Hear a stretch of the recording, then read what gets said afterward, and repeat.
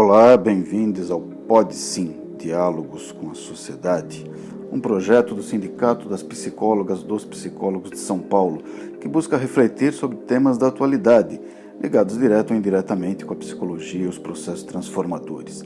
Eu sou Norian Segato, jornalista, e hoje converso com Dimitri Salles, presidente do Conselho Estadual de Defesa dos Direitos da Pessoa Humana, o CONDEP. Essa conversa foi gravada na sede do CONDEP, no Centro Histórico de São Paulo. Não foi feita em estúdio, então vocês vão perceber algumas pequenas interferências no som. Foi uma conversa muito interessante em que ele abordou temas relevantes para o atual momento da retomada da democracia. Espero que vocês gostem, então vamos lá ouvir. Dimitri, o CONDEP, apesar de ser uma entidade bastante atuante, nem todos sabem exatamente o que ela faz, qual é a função dela. Então, em geral, para a gente, qual é a função do CONDEP? O CONDEP é o Conselho Estadual de Defesa dos Direitos da Pessoa Humana, que é o Conselho dos Direitos Humanos do Estado de São Paulo. Ele foi criado pela Constituição do Estado, é o único conselho do Brasil que tem previsão constitucional e regulado por uma legislação própria. E a função primeira do conselho é a defesa dos direitos humanos. E a gente faz essa defesa por meio do controle da política pública de direitos humanos do Estado de São Paulo, que se desdobra em várias secretarias, mas especialmente na Secretaria da Justiça, Secretaria da Segurança Pública, Secretaria da Administração Penitenciária. Mas há demandas também na Secretaria da Saúde, por exemplo, Secretaria do Emprego, mas basicamente essas três secretarias são aquelas em que a gente mais atua. Então a primeira missão nossa é o controle da atividade pública, da ação pública na área de direitos humanos. E uma segunda função é o de recebimento de denúncias de violações de direitos humanos. Então a gente recebe essas denúncias e vai apurar, buscando informações junto aos órgãos competentes e podendo dar alguma resposta às vítimas de violação de direitos humanos. E ainda há a possibilidade da gente ter iniciativas propositivas. Por exemplo, na época da pandemia da Covid-19, a gente fez uma audiência pública, contando com especialistas, gente de fora do Brasil, poder discutir o enfrentamento da pandemia em São Paulo. E aí a gente elaborou um documento encaminhando sugestões para o governo do estado, para diversos órgãos estaduais. Então esse é o trabalho do CONDEP. E o CONDEP foi formado por 18 membros, né? Sua gestão, e indicado por movimentos de direitos humanos. Você foi indicado, né, pelo Instituto Latino-Americano. Isso. Né? Você é advogado. Advogado. Então, fala um pouco da sua trajetória e como é que esses movimentos, né, eles interagem com o Conselho, além da indicação, evidentemente, Então, das pessoas.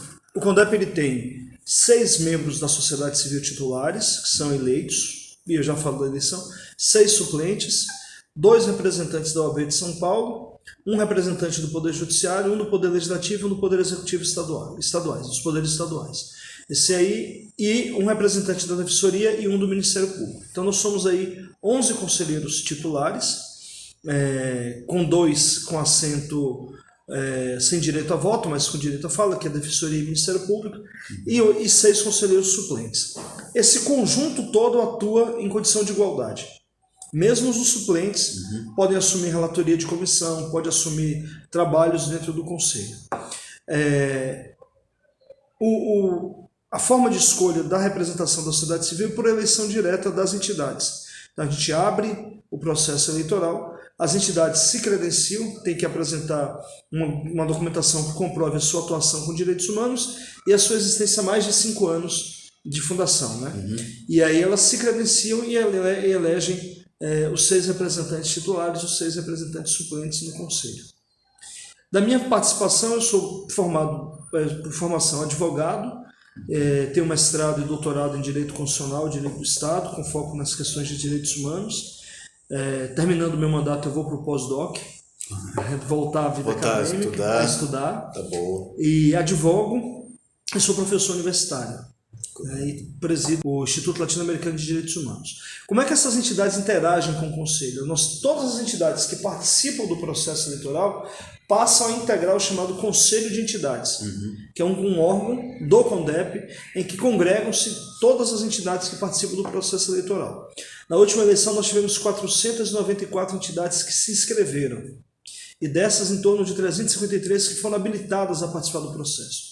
Então a gente tem um diálogo aí com entidades de todo o estado. Foi a maior eleição que o CONDEP realizou. Uma eleição gigantesca, que congregou muitas entidades e muitos movimentos de todo o estado de São Paulo, das mais diferentes áreas de atuação. E aí você também tem dentro dos movimentos, além de ONGs, conselhos de classe, como o Conselho de Psicologia, sindicatos. Então toda essa turma que atua na defesa de direitos se somam no colégio de entidades. E, quer dizer, apesar de ser uma entidade estadual, vocês têm relações maiores. Quer dizer, eu já vi que vocês fazem denúncia, inclusive, para o STF. Exato. Né? Como é que se extrapola isso além do Estado? Em que situações, por exemplo? As demandas que dizem respeito à defesa dos direitos humanos em São Paulo, elas não têm fronteira. Então, por exemplo, se for necessário, a gente encaminha demandas para outros órgãos, tanto nacionais, federais, quanto órgãos internacionais. A gente não tem as pernas que a gente gostaria de ter. Por exemplo, nós temos um problema muito grave que a gente já acompanha há muitos anos, que são os arautos do Evangelho. Esse é um problema gravíssimo. Nos arautos há muitas violações de direitos humanos e a gente chegou a deliberar e encaminhar uma denúncia para a OEA. Correto. E aí nós não tivemos condições materiais de fazer essa denúncia. Tentamos uma parceria com a universidade e aí veio a pandemia. E o recurso para a pesquisa daquele grupo de estudo, daquele núcleo de estudo, foi cortado. E aí a gente não teve quem havia assumido o compromisso de providenciar a denúncia internacional. Terminou. Mas o CONDEP recebe recursos públicos da Secretaria? A gente não tem orçamento próprio, nenhum conselheiro é remunerado, não há nenhuma remuneração pelo trabalho que a gente faz. Há um orçamento geral dos conselhos de direito, mas esse orçamento ele não tem uma destinação muito voltada às atividades dos conselhos, é mais uma destinação mais administrativa mesmo. Certo. Aquisição de material de consumo, de material de escritório. É mais nesse campo que esse orçamento é utilizado. É um orçamento muito pequeno. Agora, falando da ouvidoria da Polícia Militar, né? Teve todo um processo meio tumultuado esse ano passado para fazer, culminou com a escolha do Cláudio Silva. Como é que foi a participação do CONDEP nesse processo? Pela legislação, pela lei da ouvidoria da polícia, quem elabora a lista tríplice que é encaminhada ao governador é o Conselho Estadual de Direitos Humanos. O CONDEP é que tem essa função. E o governador não tem outra opção, senão dentre os 3 nomes que integrarem a lista tríplice, escolher um. Ele não pode escolher fora da lista. Então, a primeira tarefa, uma das mais importantes tarefas do CONDEP é a elaboração da lista tríplice, porque a ouvidoria da polícia é o órgão externo de controle da atividade policial. É um órgão da sociedade civil que exerce o papel de controle da atividade policial. O ouvidor ou a ouvidora precisa do respaldo político do CONDEP para poder exercer essa função. E esse respaldo vem com a eleição para a formação da lista tríplice. Historicamente, o CONDEP sempre realizou essa eleição. É uma eleição que desperta muita atenção de diversos setores da sociedade, inclusive das polícias, porque a ouvidoria ela atua como ouvidora da Polícia Civil, Militar e Científica. E a gente tem tido o prazer de elaborar listas que contemplem os anseios, as expectativas da sociedade civil. E aí, ao longo da história da ouvidoria, tiveram 2 episódios muito difíceis. O primeiro episódio em 2010, 2011, mais ou menos, quando a secretária da Justiça recusou a lista tríplice do CONDEP e o CONDEP se recusou a elaborar uma nova lista tríplice. Então, houve ali um impasse que durou 2 anos e foi mantido, então, o ouvidor da época foi mantido no cargo indevidamente. O impasse, se eu não estou enganado, só foi resolvido quando a secretária deixa o posto e o novo secretário assume e recompõe a relação institucional com o CONDEP. E agora, no último ano, nós tivemos uma interferência indevida do governo na eleição do CONDEP, se recusando a publicar uma errata. Houve a eleição, o processo foi feito com a plataforma virtual cedida pela própria Secretaria da Justiça, foram catalogados os votos, a eleição aconteceu transmitida ao vivo pelo YouTube, até hoje é possível você assistir as imagens, e houve um erro apenas na publicação do resultado no Diário Oficial, um erro que poderia ser sanado com a publicação de uma errata, o que é algo absolutamente corriqueiro. Sim. E a Secretaria da Justiça se opôs à publicação dessa errata, travando o processo eleitoral. Qual motivo? A avaliação que a gente faz é que era uma opção política para manter o então ouvidor no cargo, um ouvidor que se distanciou dos movimentos sociais, um ouvidor que transformou a ouvidoria num apêndice da Secretaria de Segurança Pública, se dispondo a não fazer nenhum controle efetivo da atividade policial, mas, pelo contrário, a promover as atividades da polícia, principalmente a Polícia Militar do Estado de São Paulo. Um ouvidor deste não causa nenhum problema para o secretário nem para o governador, que à época pleiteava a candidatura à presidência da República, o governador João Dória. Então, ter um ouvidor submisso, sem autonomia, e que não lhe causasse qualquer dor de cabeça, era essencial para o governo. E a avaliação que nós fazemos é que o governo do Estado manteve o ouvidor, quebrando ou tentando quebrar a autonomia do CONDEP por interesses eleitorais do então governador da época. Esse impasse foi resolvido com muita negociação, nós tivemos que refazer a eleição, a votação, e a votação, e isso é muito importante que se diga, ela confirmou, a segunda votação confirmou o resultado da primeira votação. E com o segundo resultado, nós tivemos o segundo impasse. Concluída a lista tríplice, bastava agora o novo governador, então o governador Rodrigo Garcia, escolher dentre os três quem iria chefiar a ouvidoria. E foi necessária muita negociação até que o governador dissesse pela imprensa que não iria nomear o ouvidor. E aí a gente não viu outra alternativa senão processar o governador Rodrigo Garcia. A gente encaminhou um pedido, uma representação para o Ministério Público processando ele por improbidade administrativa, por prevaricação. E aí, diante dessa manifestação nossa, 3 dias depois saiu a nomeação do ouvidor. O ouvidor Cláudio, que já é ouvidor, que já está exercendo as suas funções. E em relação a esse novo governo do Tarcísio de Freitas, quais são as expectativas do CONDEP? A gente tinha uma preocupação com a escolha do secretário de Segurança, por se tratar de um policial militar para chefiar todas as polícias. E aqui no estado de São Paulo havia uma tradição de nomear pessoas fora das corporações para que não se reproduzissem as disputas históricas que há, principalmente entre polícia militar e polícia civil, e sobretudo tivesse o comando sobre todas essas polícias, sem se envolver com interesses que sejam próprios da formação, né, em detrimento de outros interesses, ou sem que se coloque numa posição corporativista. Então essa era uma primeira preocupação que a gente tinha e ainda tem, que a Secretaria da Segurança Pública não se transforme num espaço, numa instituição corporativa de defesa apenas da Polícia Militar e que perca a dimensão da segurança pública na perspectiva macro e, sobretudo, a responsabilidade pela efetiva punição dos maus policiais, sejam policiais civis, militares ou da polícia científica. Essa é uma preocupação que a gente tem, mas que caberá ao governador do estado saber mediar para que a decisão de um policial militar para chefiar a secretaria como um todo não repercuta numa má relação da secretaria com os policiais civis e policiais científicos.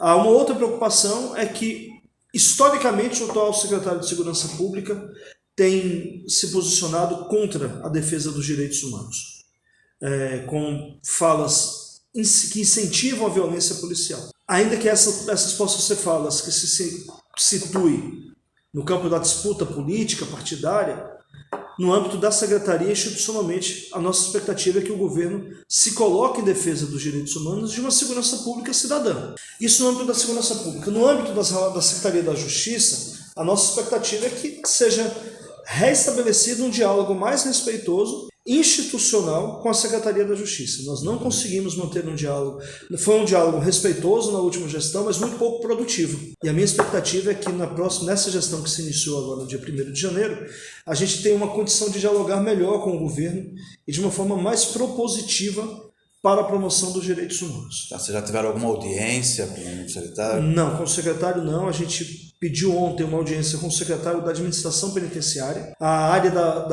das prisões de São Paulo é caótica. O maior volume de denúncias que a gente recebe no CONDEP vem do sistema penitenciário, de violações de direitos humanos no âmbito do sistema penitenciário. Pedimos uma audiência para a gente poder apresentar. Inclusive, vamos levar para o secretário da Administração Penitenciária uma proposta antiga, que é o retorno da ouvidoria da SAP para a sociedade civil. Uma ouvidoria interna não cumpre nenhum trabalho de apuração, de controle da atividade mesmo do próprio gabinete da secretaria. Um servidor subordinado ao secretário não tem autonomia. Então nós vamos levar essa demanda. No geral, a expectativa é que esse seja um governo que prime pelo respeito aos direitos humanos e não faça dos direitos humanos uma peça publicitária eleitoral ou um instrumento para tentar ganhar votos negando os direitos humanos. Foi o que o Dória fez, né? Tudo que fazia era uma peça publicitária ou um discurso contra os direitos humanos. Sim. Para tentar ganhar algum tipo de apoio junto à sociedade. Esse eleitorado mais conservador. Exato. Você pega, por exemplo, Paraisópolis. A primeira postura do Dória, quando houve o massacre de Paraisópolis, foi dizer que os policiais agiram corretamente e que não havia nenhum inocente no baile, quer dizer, aquele discurso mais empobrecedor e mais putrefato possível. Sim. E quando a verdade veio à tona nas primeiras horas, ele foi obrigado a recolher o que havia dito, recebeu as famílias numa primeira reunião, muito atencioso, mas num segundo momento, numa segunda reunião, já foi extremamente frio, negou que havia se comprometido com as famílias e com o CONDEP na primeira reunião, tirando de si a responsabilidade como o gestor que é, em última instância, quem determina a ação da Polícia Militar. Uma última questão em relação a esses atos golpistas que aconteceram recentemente, em Brasília principalmente, mas aqui em São Paulo também. E um dos alvos são profissionais de jornalismo, que são muito atacados. O CONDEP teve alguma atuação no sentido de denunciar isso, tentar coibir, né, diante desse ataque à democracia, evidentemente aos direitos humanos? Uma primeira coisa que nos preocupou é que quando houve o desmonte dos acampamentos golpistas, a decisão do ministro Alexandre de Moraes ela não foi cumprida na sua integralidade. E a decisão dizia que deveria prender quem estava nos acampamentos porque estavam cometendo crimes contra a ordem democrática, crimes de ameaça, e o Estado de São Paulo não efetuou nenhuma prisão, o que nos preocupa muito, porque primeiro é descumprimento de uma ordem judicial, segundo não deixa a possibilidade de que o Estado possa punir os que estavam cometendo crimes contra a democracia, e passa um recado para essas pessoas de que é possível continuar agindo, porque não serão punidos. A gente fez um requerimento de informação para o secretário de Segurança Pública, para que ele informe quais foram as medidas adotadas, quantas pessoas foram presas, e a depender da resposta a gente vai encaminhar ao ministro Alexandre de Moraes para que tome as providências contra o governador por descumprimento de ordem judicial. O que nos preocupa muito é que no estado de São Paulo não pode servir como uma incubadora de golpistas ou como um espaço que alimenta, que cultiva as ideias fascistas. Aqueles que agiram contra a democracia precisam responder porque efetivamente cometeram crimes. E não pode o Estado de São Paulo, por meio dos seus órgãos, ser compadecente, não é nem compadecer, mas ser conivente com os criminosos. Pelo contrário, o Estado não pode nunca conniver com o crime. Ele precisa atuar para que aqueles que cometeram crimes possam ser punidos. E com relação aos jornalistas, chegou para nós uma denúncia de um jornalista que vem sendo ameaçado nas redes sociais, em grupos de extrema-direita, por conta das suas posições políticas, recebendo ameaça de morte. Então, como já era uma postura reiterada de ameaça, nós encaminhamos, eu tive uma audiência com o Procurador-Geral de Justiça, tratamos desse assunto, para que pudesse ser adotada uma apuração efetiva e adotadas medidas de proteção ao jornalista e ao trabalho que ele desenvolve. Com a eleição do novo governo, do governo Lula, você acha que isso facilita o diálogo, apesar de ser um governo federal, né? O estadual também teve a mudança, mas continua numa linha essencialmente conservadora, mas você acha que essa mudança geral no país facilita esse diálogo dos direitos humanos?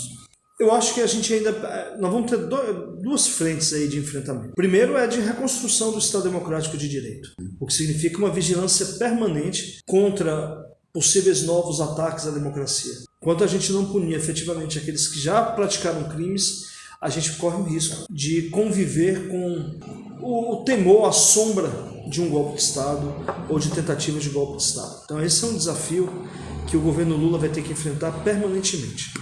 Isso está claro quando Lula, por exemplo, remove os militares que cuidam do Palácio da Alvorada, se distancia, a sua segurança pessoal é distanciada do Gabinete de Segurança Institucional, porque de alguma maneira as Forças Armadas estão muito contaminadas pelo espírito bolsonarista, que é o espírito autoritário fascista, que a todo tempo tenta depor a democracia.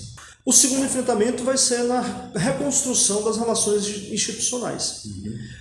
Como é que a gente vai estabelecer de novo diálogos institucionais? Os conselhos participam da vida política do país. Nós temos uma rede nacional de conselhos de direitos humanos que envolve os conselhos de todos os estados. Essa rede precisa ser fortalecida, mas os espaços de diálogo institucional precisam ser recuperados. Por exemplo, as conferências de direitos humanos. Ocorre que o país está quebrado. Para mim é muito nítido de que nós não vamos fazer conferência em 2023, não há recursos para isso. Nós vamos ter então que reinventar as formas de estabelecer as comunicações institucionais. Você tem um país para reconstruir e a reconstrução passa por esse diálogo institucional. Como é que ele vai se dar? É preciso reinventar esse diálogo a partir das condições que a gente tem hoje, que é a ausência total de recursos, o desmonte dos organismos de participação, que precisa ser revisto. Uma canetada só em julho de 2019, o Bolsonaro extinguiu mais de 100 conselhos. Nós vamos ter que reconstruir essas relações institucionais diante da situação que a gente vive hoje de um país que está economicamente fracassado, vamos dizer assim, quebrado, socialmente rompido, o tecido social está rompido, ecologicamente destruído, eticamente corrompido, os valores democráticos não guiam mais a nação brasileira.